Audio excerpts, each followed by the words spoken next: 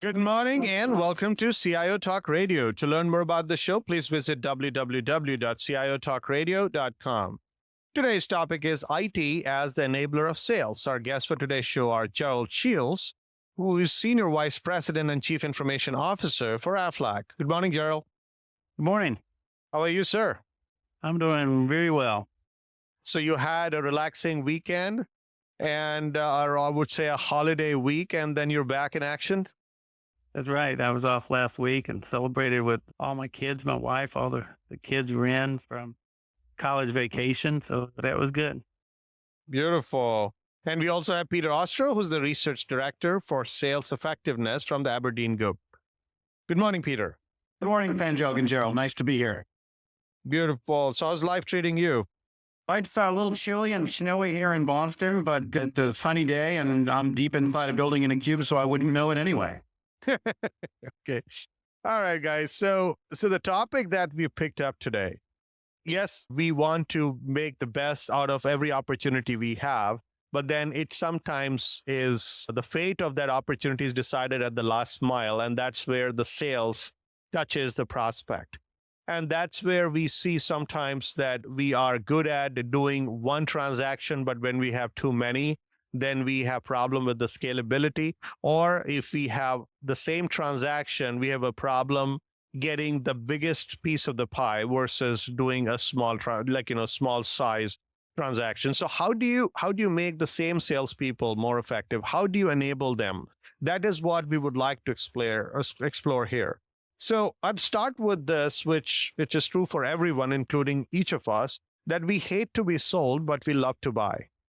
So what is, and I'll start with you, Gerald, what do you think and what you've seen in your experience while you're a CIO, but with your counterparts and this and other companies that you worked with, what do you see are the typical tenets of a very good, effective sales force, and what kind of sales process that they follow with and without IT, which allows people to truly buy and not get the feeling that they're being sold?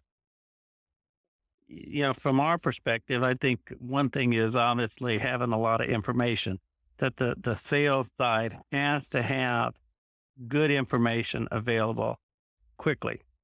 So part of what we do is, we kind of bridge between marketing and the sales force on empowering our sales organization to have that information quickly. We say people don't really want to be sold. Well, I'm not sure I always agree with that. Certain products, because they're outside the norm of what people buy, like some of our products, maybe a cancer product, people don't know how to buy that. So they need some information. They need tools, the salesforce does, that they can educate consumers to make the purchase. So what we do is we sit in between marketing and the salespeople in order to empower that education process. So, Peter, like as Gerald said, some people do not even know more information about the product for them to buy it. So do you think good selling is when we just inform the customer and let them make their own decisions?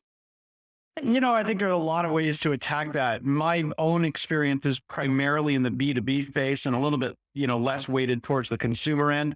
So Gerald would probably have more insight into that area. From my perspective, when you've got businesses selling to businesses, for example, and the deal size tends to be fairly large, 5, 6, even 7 figures, the sales cycle can be long. It can be months or even quarters, et cetera. I think that there's sort of a balance between selling and buying behavior. A lot of your traditional sales training instructors and organizations and providers will tell you that you're too late if you wait for a potential buyer to start asking you questions, because in all probability, those questions have been motivated or whispered in their ear by a Machiavellian competitor of your own who may already have an inside track. So there's no harm in cold calling and selling and reaching out.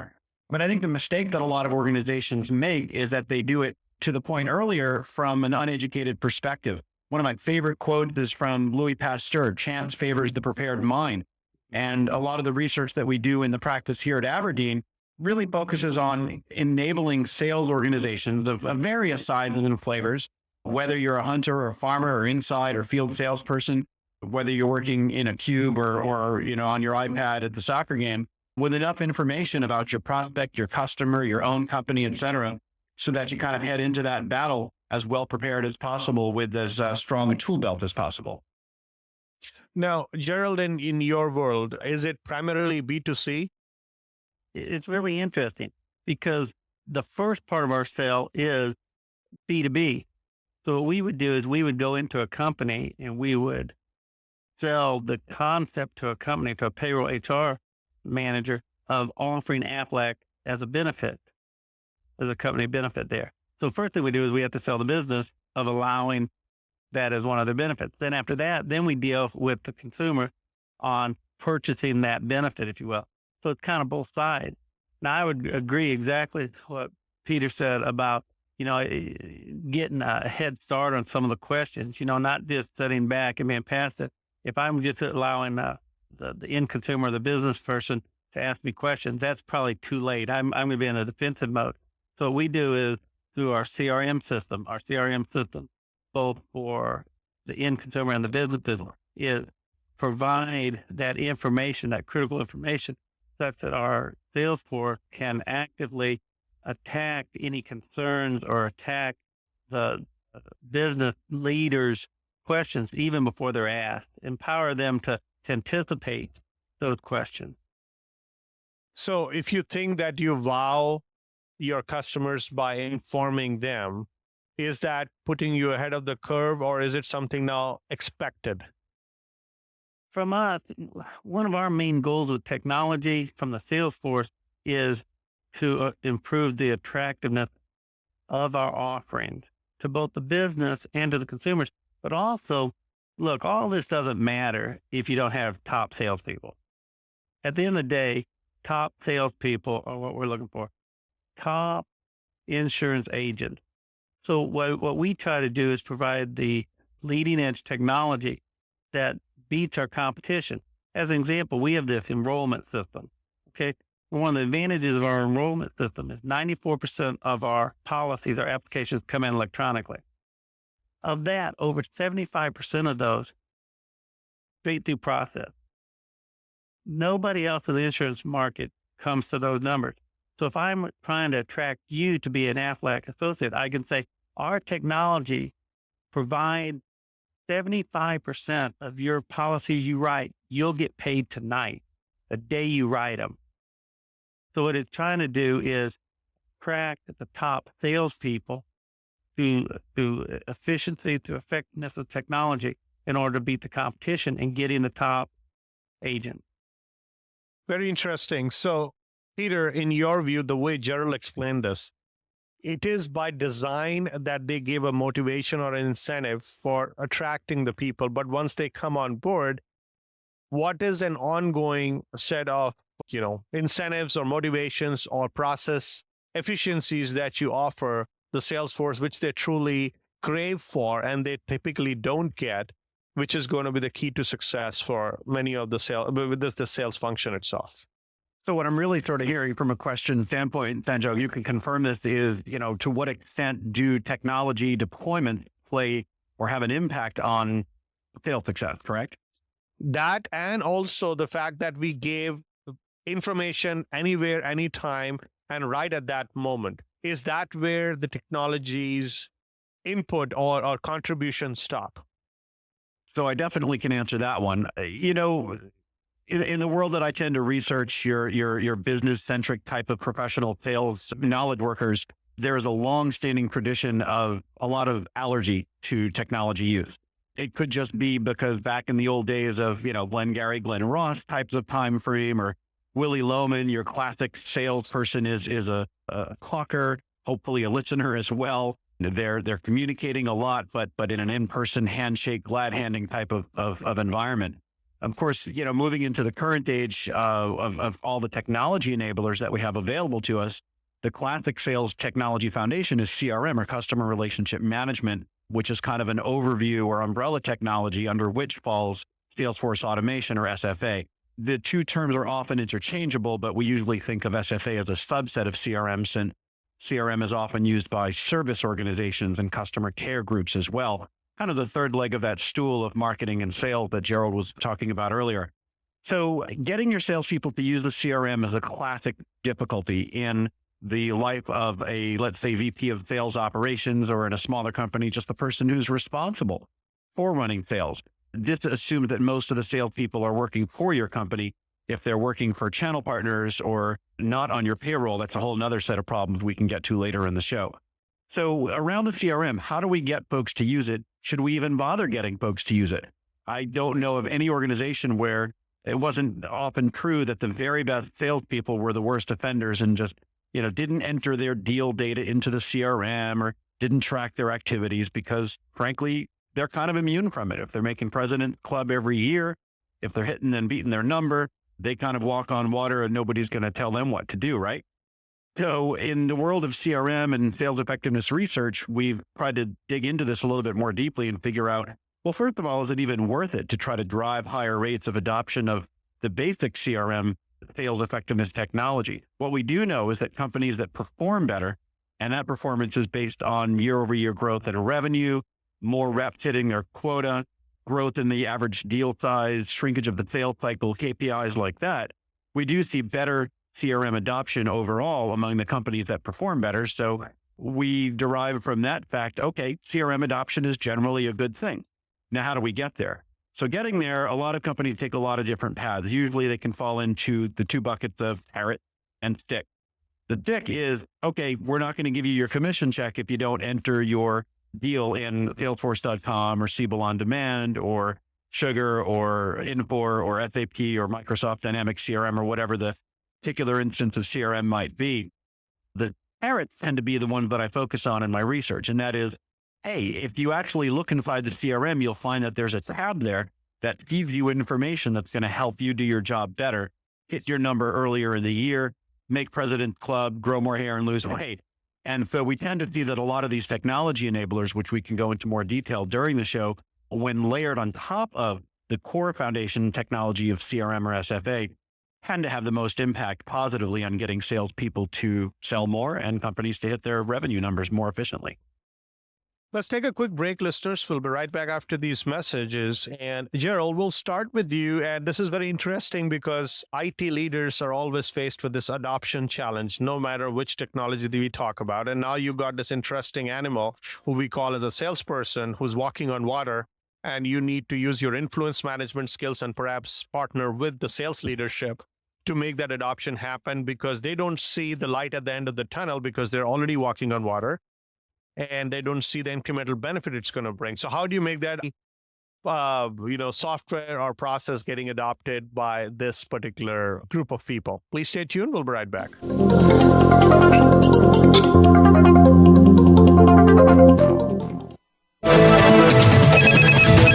Up-to-date business and financial news. Call now and get the financial information you need. 866-472-5790.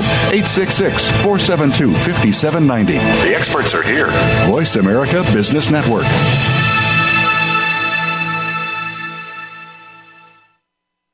Looking for flexible ways to scale your IT efforts? Then visit www.avol.com today. Avol helps companies find the global IT talent they need to align their IT and business objectives. Whether it's hiring top IT leadership talent or building a reliable technology team, Avol delivers. To find out how Avol can help your company, visit www.avol.com or call 1-800-947-2832. Avol, delivering global IT talent.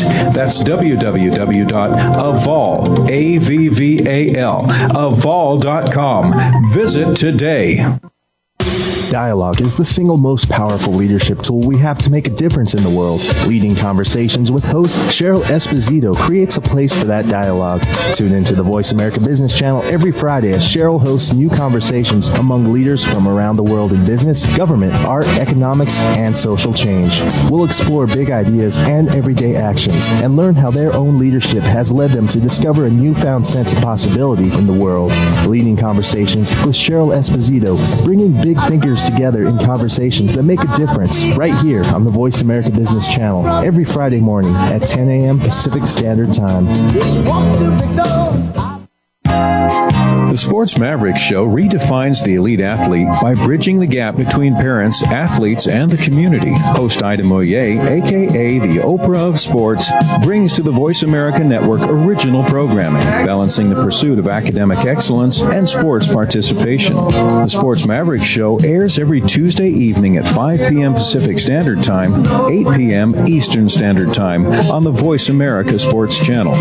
Listeners will be engaged in straightforward talk, spontaneous and unscripted by the experts. Ida and her guests will explore the challenges of success and failure in sports and will help athletes and their parents navigate the transition from high school, college, and then on to the pros.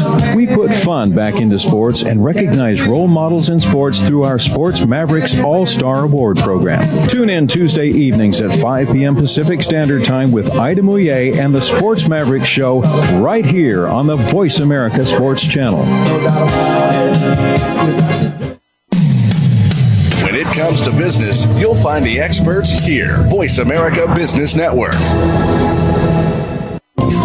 You are listening to CIO Talk Radio. To learn more about the show, please visit www.ciotalkradio.com. If you have a question or comment, call toll-free 1-866-472-5790. Now back to the show. Here's Sanjog Aul. Welcome back. So, as far as the adoption challenge goes, Gerald, what do you think is going to be the key to success, if, especially with the sales force or the people in the sales department are the ones who need to be influenced in order to adopt the technologies that are supposed to help them, but they don't know yet, and you cannot prove it yet, but you want them to take a leap of faith? Right. It's a challenge that all of us deal with. And at Aflac, one of the challenges that we have is, we have about 70,000 associates throughout the country, and they're independent agents. So they're not employees. So I can't mandate as easily as when I've had salesforce that were employees. I could say, this is the company policy, this is what you have to do. With independent agents, there's a whole lot more challenging. And Peter brought up a really great point in the fact that, if you got a sales agent out there who's making President Club and he's blowing the doors off on his numbers, it's going to be really difficult to influence him to do anything different. So we don't really, in what we don't want to do also is go get him to do something different. And the next year he doesn't make sales numbers, doesn't make President's Club, then he's going to blame it on the technology one way or another. He needs a reason why he didn't perform as well. So we don't really target those guys who are already performing at the highest level. We target some of the ones who are really good, but they're not quite making the numbers they want. They're much more eager to adopt and to change and to look for solutions. So we really target that level. There's 10% or so of your sales force. It doesn't really matter. They're going to blow the doors off no matter what. So don't go mess with them. Go with these other ones and bring them up to that level. Also, we try to work with new people who come to the company. Day one, getting them to understand this is the process, this is the procedure, this is the technology, and here's how it works. When we go work with those two sets of people, it's easy for us then to get evangelists. If we can get evangelists out all through the country who uses technology, who uses the CRM system, who use the mobile app, who use the iPad app, then they sell it to the field. They sell it to those around them. Pretty soon you get pockets that are really successful, and they're touting how the technology works for them. Our biggest challenge also is the diverse age group of our field force.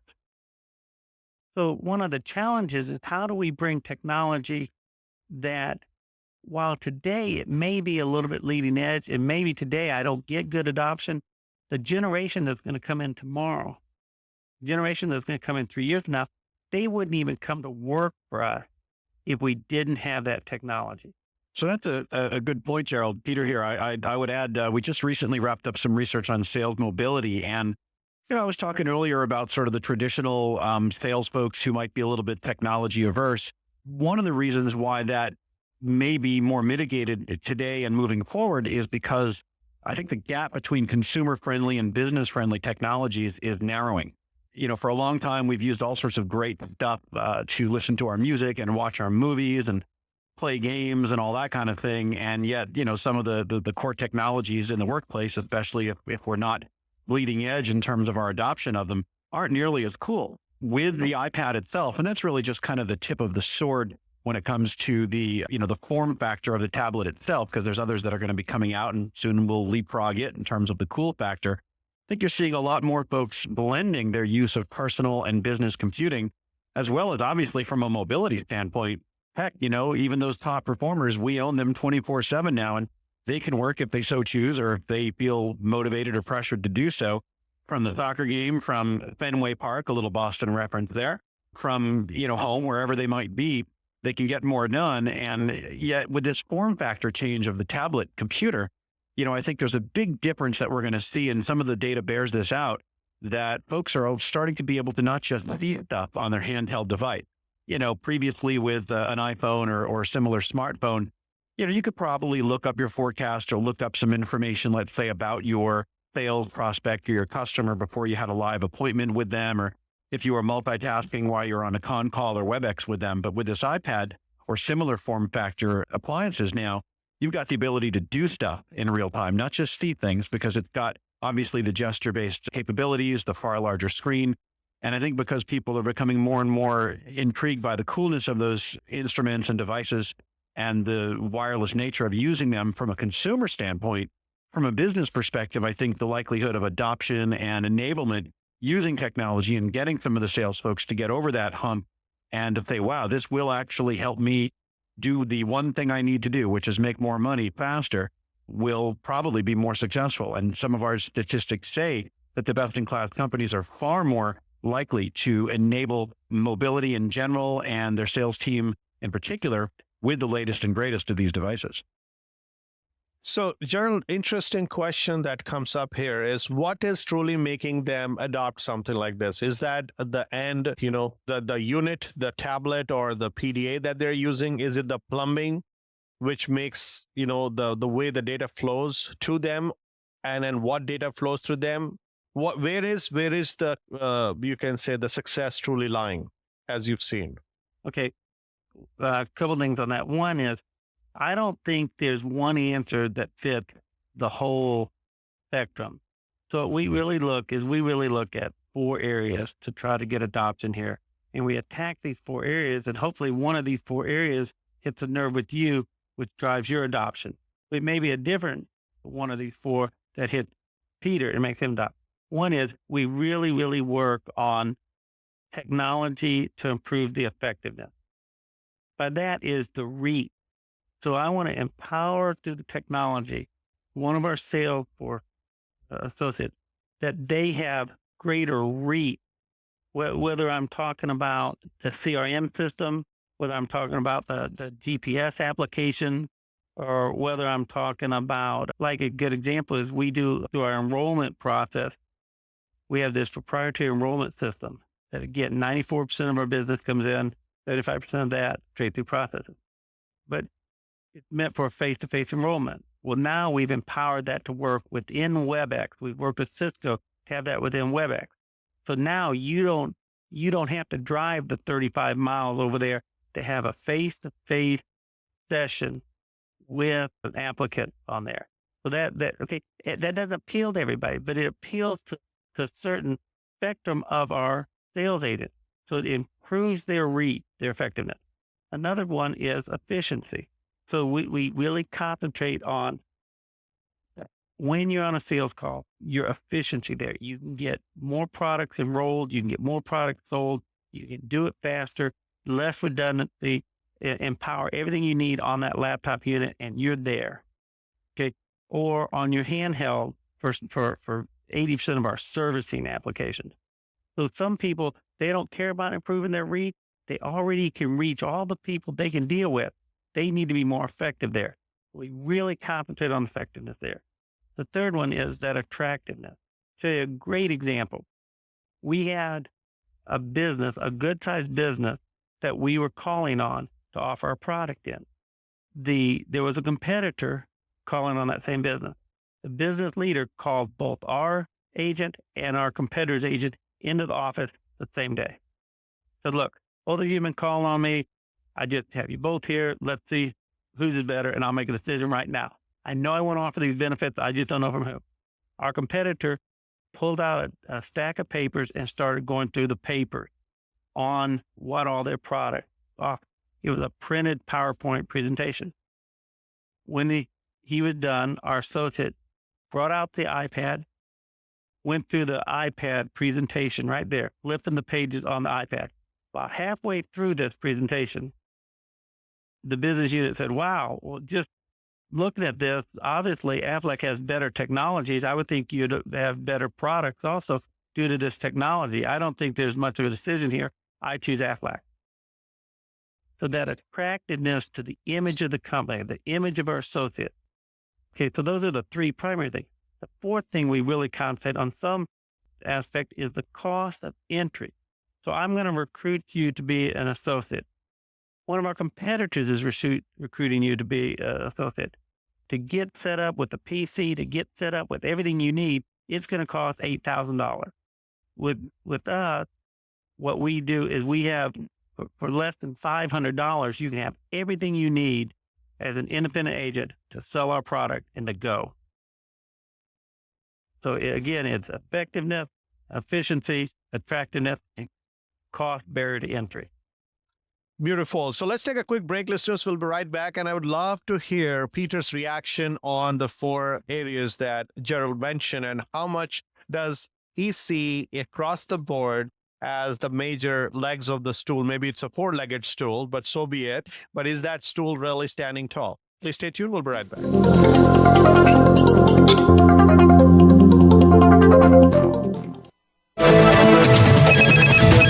Up-to-date business and financial news. Call now and get the financial information you need. 866-472-5790. 866-472-5790. The experts are here. Voice America Business Network.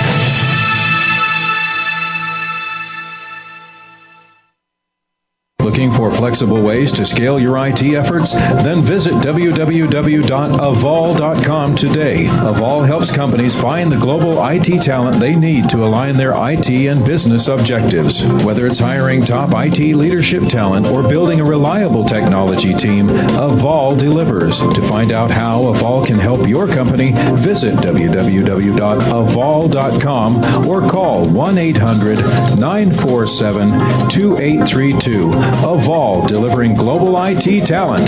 That's www.avol, A-V-V-A-L, avol.com.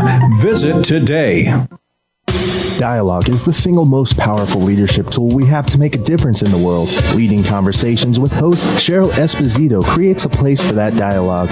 Tune into the Voice America Business Channel every Friday as Cheryl hosts new conversations among leaders from around the world in business, government, art, economics, and social change. We'll explore big ideas and everyday actions and learn how their own leadership has led them to discover a newfound sense of possibility in the world. Leading Conversations with Cheryl Esposito, bringing big thinkers together in conversations that make a difference right here on the Voice America Business Channel every Friday morning at 10 a.m. Pacific Standard Time. The Sports Mavericks Show redefines the elite athlete by bridging the gap between parents, athletes, and the community. Host Ida Moyer, a.k.a. the Oprah of Sports, brings to the Voice America Network original programming, balancing the pursuit of academic excellence and sports participation. The Sports Mavericks Show airs every Tuesday evening at 5 p.m. Pacific Standard Time, 8 p.m. Eastern Standard Time on the Voice America Sports Channel. Listeners will be engaged in straightforward talk, spontaneous and unscripted by the experts. Ida and her guests will explore the challenges of success and failure in sports and will help athletes and their parents navigate the transition from high school, college, and then on to the pros. We put fun back into sports and recognize role models in sports through our Sports Mavericks All-Star Award program. Tune in Tuesday evenings at 5 p.m. Pacific Standard Time with Ida Moyer and the Sports Mavericks Show right here on the Voice America Sports Channel. When it comes to business, you'll find the experts here. Voice America Business Network. You are listening to CIO Talk Radio. To learn more about the show, please visit www.ciotalkradio.com. If you have a question or comment, call toll-free 1-866-472-5790. Now back to the show. Here's Sanjog Aul.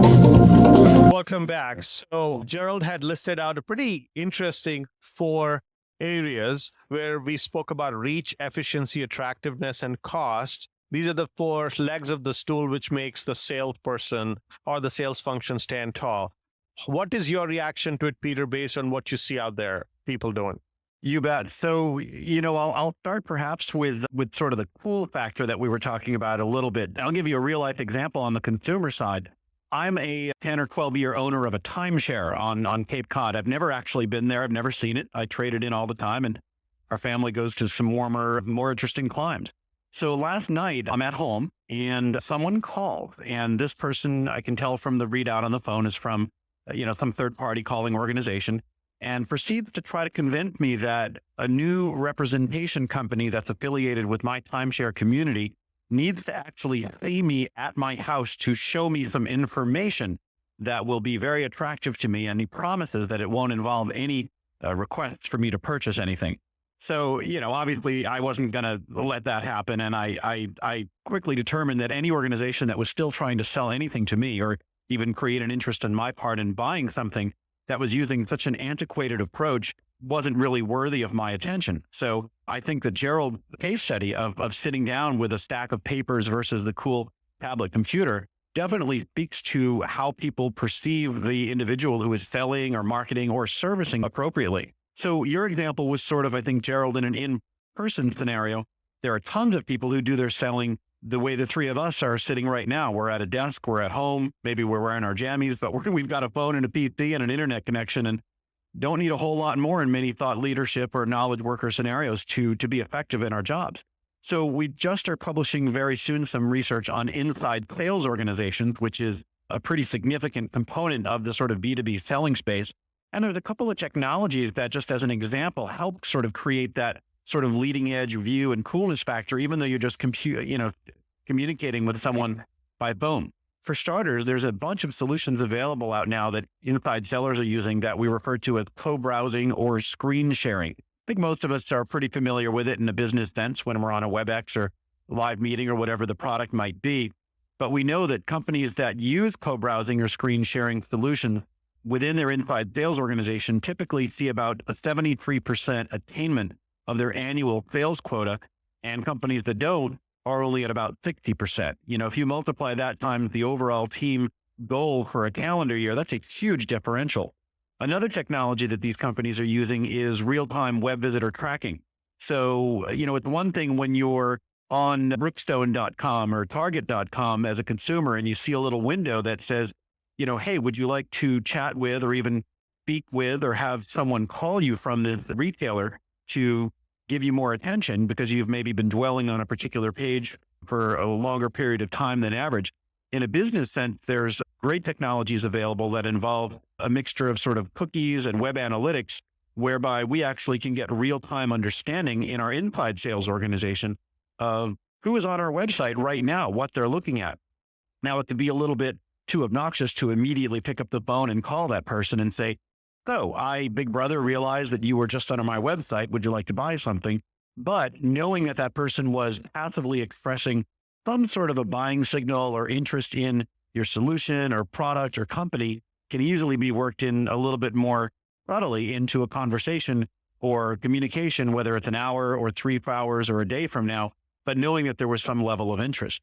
So those are a couple of the ways in which companies are enabling their inside sellers, for instance, not just folks who are out in the field, with ways to be more effective and to use fairly leading edge technology. Companies that use this real-time web visitor tracking, they actually, about 54% of their inside reps hit their number annually, and only 40% of the reps for companies that don't use that technology are doing so. So there's a real delta in terms of actual measurable performance. Let me follow up on what Peter said there, because I think that's absolutely correct. We actually had a case here where we have some phone technology that basically, if the phone lines are backed up, allows you to schedule a call back. And there was a magazine that track customer service. And they had heard that, again, you call in and, hey, the line's busy. Please tell us what time you want to call back. And we'll call you back. And we call back very promptly, and we saved all the data from that call. Okay.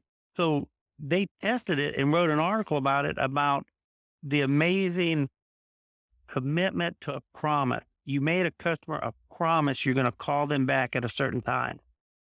And something little like that sets the tone and image of the company. It's not really advanced technology anymore, but what it does do is it paints that image to that consumer, whether it be the business or the end consumer, of, hey, we're people who honor our commitment. We told you we would do it, and we're going to do it.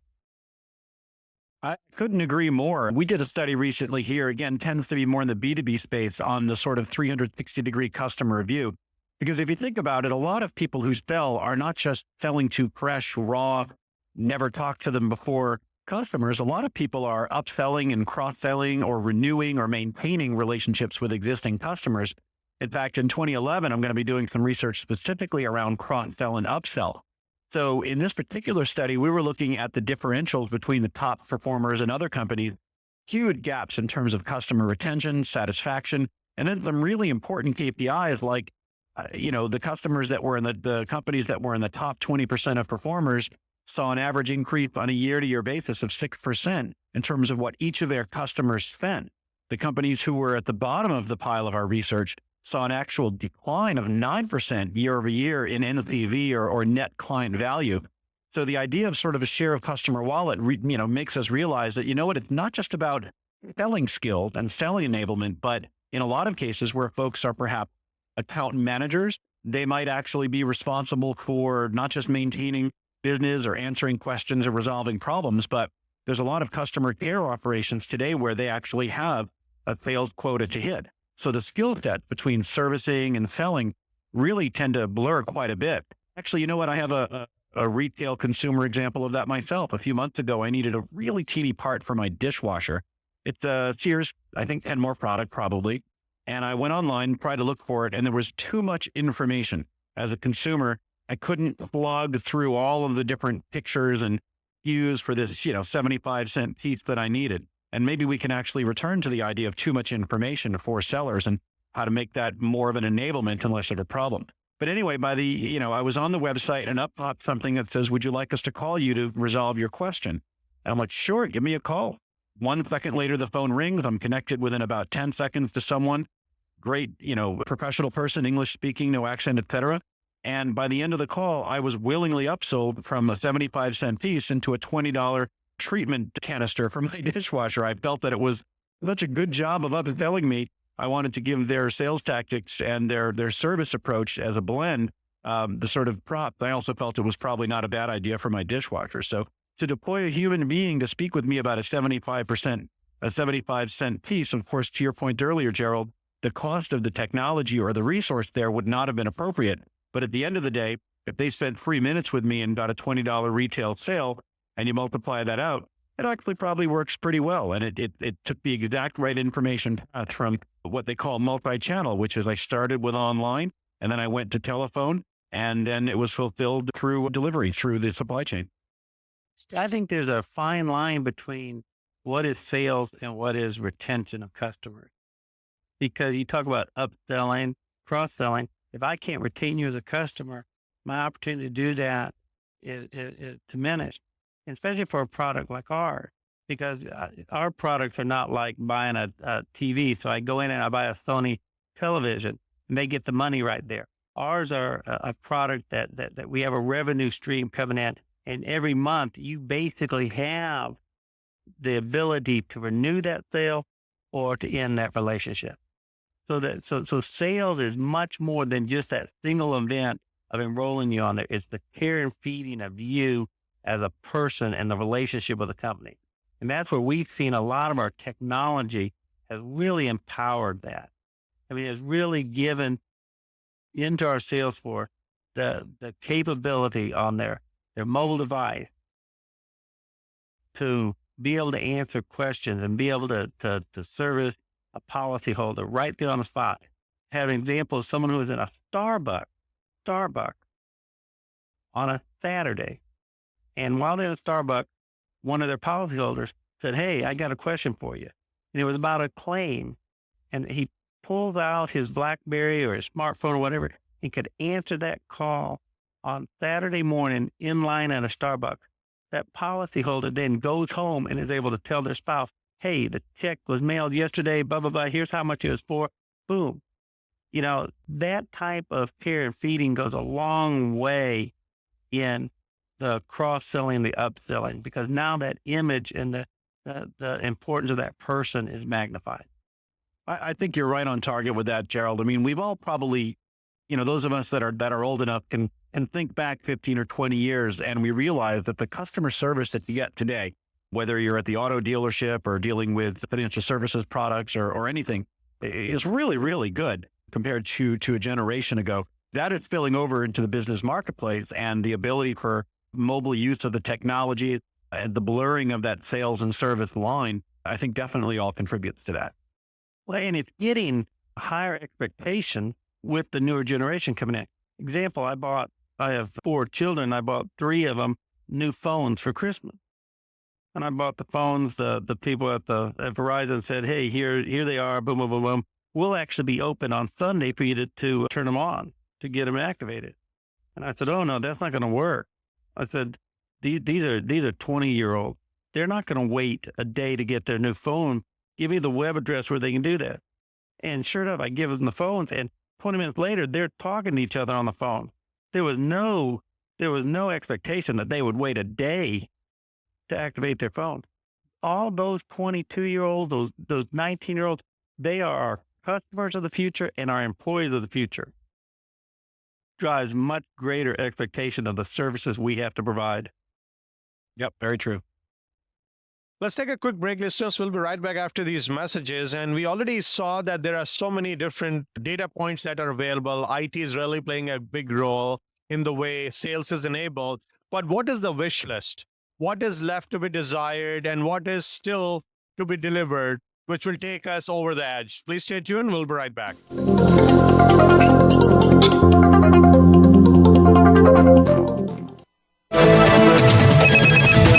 Up-to-date business and financial news. Call now and get the financial information you need. 866-472-5790. 866-472-5790. The experts are here. Voice America Business Network.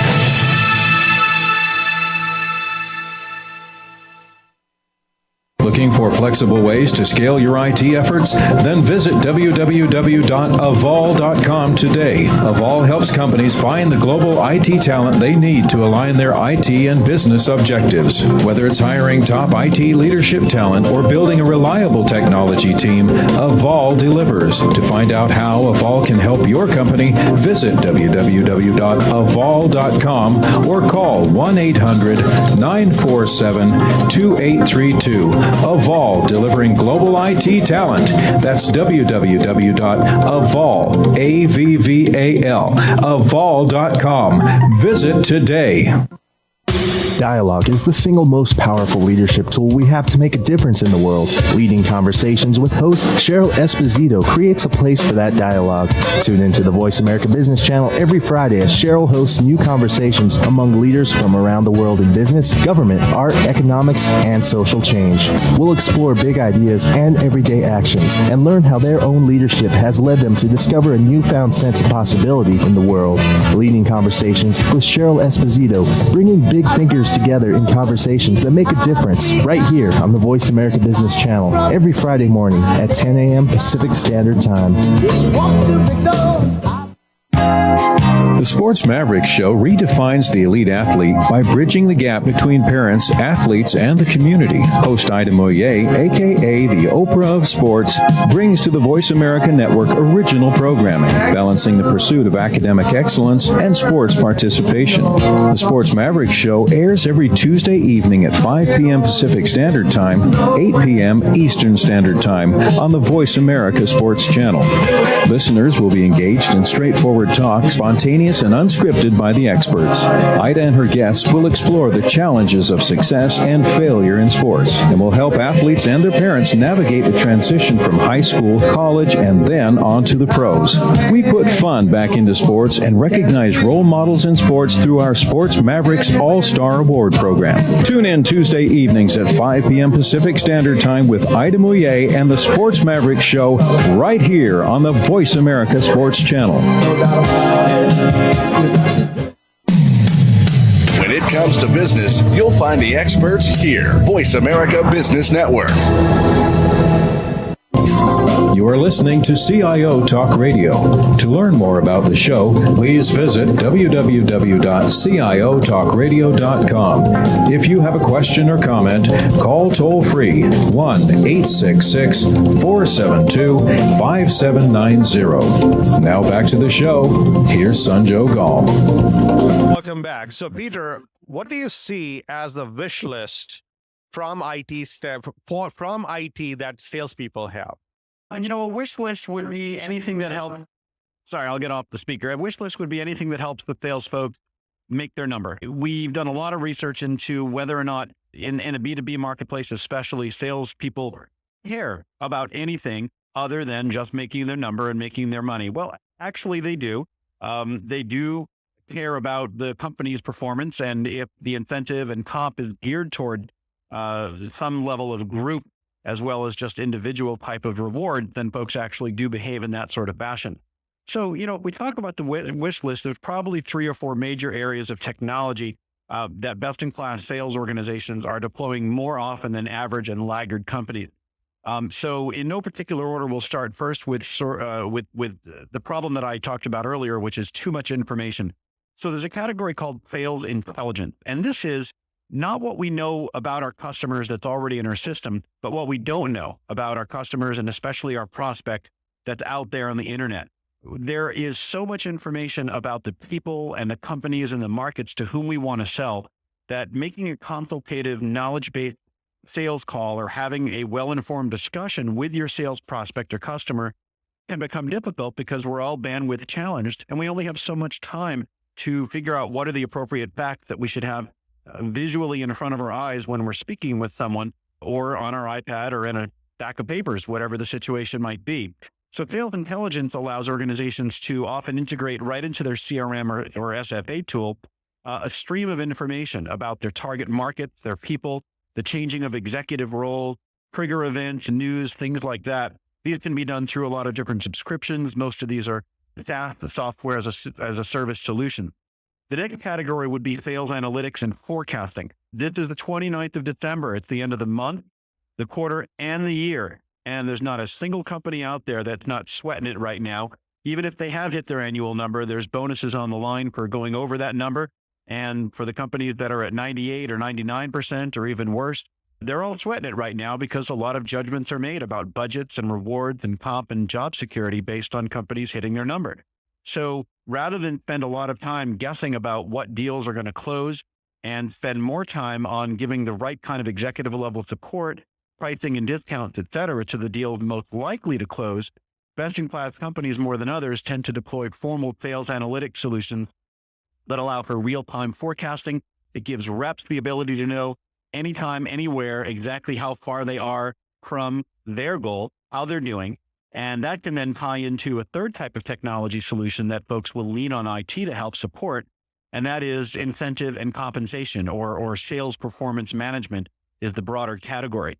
In the SPM world, sales reps always have a complete clear view into where they are in terms of their compensation, their commission, their bonuses, their pay, what they need to do, and tied into that forecast, it helps them understand where they need to be and where they are. And of course, it helps management understand who is performing at those top 10% levels that Gerald mentioned before and who's not there. There's probably one other area of technology, and it's sort of the bottom of the funnel focus. There's a lot of smaller sort of niches of technology that help companies, sales reps close business more quickly once they have sort of a lead in their hands of some sort, whether it was self-generated or generated by a telemarketing company or by their inside sales team or by marketing. These technologies run from electronic signature capture to configure price quote solutions to proposal management, sales contract management. These are all a variety of solutions that help salespeople work more efficiently, close more deals, more faster, more quickly, and at a larger, better batting average, if you will. Now, the relationship between sales and IT has changed dramatically. Most organizations tell us today that the line of business, and in my particular research area's case, the sales or perhaps the marketing owners, the VPs, the CMO, the chief sales officer, et cetera, in many cases have their own budget for and make their own decision for these technology decisions, especially when the technologies are offered in a hosted or cloud type of environment. And to be very honest, a lot of organizations that sell to my community specifically go to market around the idea of you don't need to rely on the IT function in order to make this business result happen. However, most of them would like to get IT involved as a sponsor or a champion of the process, because inevitably there is integration that has to take place with information that is behind the firewall. Gerald, I'd be interested in hearing your take on the somewhat controversial, but I think accurate representation in 2010, moving into 2011. Most IT organizations realize that there are a lot of solutions in the sales and marketing world out there that can come in and be deployed by the line of business more quickly, and that they don't necessarily need to deploy the resources to build it from scratch in-house, but creating a good relationship between the line of business owners and IT is always a healthy way to go. Yeah, absolutely. And our philosophy is definitely, buy if you can, don't build. And we work with our sales organization on solutions and, again, looking at what's out there, software as a service and things that, hey, we can deploy quicker and quickly get the return on it. Same side though, a lot of the value is all the integration points. And so how do we manage the integration point? When you look at what the salesforce is asking for, it's really kind of funny. The old adage, information and capabilities beget the need for more information, more capabilities. So we'll empower five functions out there, and they say, hey, we got 5 of the 8 functions. When are the next 3 coming? Or we'll take something and put it on the mobile device, and they say, great, I love this on the mobile device. When is such and such coming? So trying to keep up with that. One thing we've learned, though, the hard way, is you have to have an organization as part of your sales organization that prioritizes these requests, because sometimes it's the squeaky wheel syndrome. What you get is a small segment of the sales force very, very vocal about needing some capability. We go empower that capability and find out that it was utilized by such a small segment of it. So what we have an organization that is called Sales Technology, and they sit in the sales organization and they get the feedback from the sales force and prioritize what are the biggest bang for the buck. Again, when you talk about motivating the field force to use this technology, when you hit the big item, they grasp it a whole lot sooner. Also, we send from IT, I'll send 30 people or so out every year to work with our field force. They'll go to Montana, they'll go to Illinois, they'll go wherever we send them out here, and they'll go and make sales calls with salespeople. Then they'll go work in the regional offices and see how that technology is utilized. What have we done well? What have we done poorly? They also build relationships with those field force people. So then when we're thinking of concept, or when we have some software or some new technology that we want piloted, that gives us those contacts in that. But I really caution running towards the people who yell the loudest, because that may not be the highest priority. Just on behalf of the show and our listeners, I'd love to, of course, get more time on this, because this was getting very interesting. But, since we are closing the show, I really like to thank you, Gerald and Peter, for sharing your thoughts on how IT can truly enable the sales. And yes, there will be always wish list. Some of those items might be the Star Trek version of technology that they want, but definitely IT is working very hard, as I understand, and I'm sure you'd agree, to make this happen. Thank you so much again. It was my pleasure. Enjoyed it. Have a good, happy new year. You too. And so if you guys have any questions, listeners, please send us an email to questions@ciotalkradio.com. That is questions@ciotalkradio.com. Thank you again for listening to CIO Talk Radio. This is Sanjog Aul, your talk show host. Till next week, take care and God bless, and wish you a very happy new year.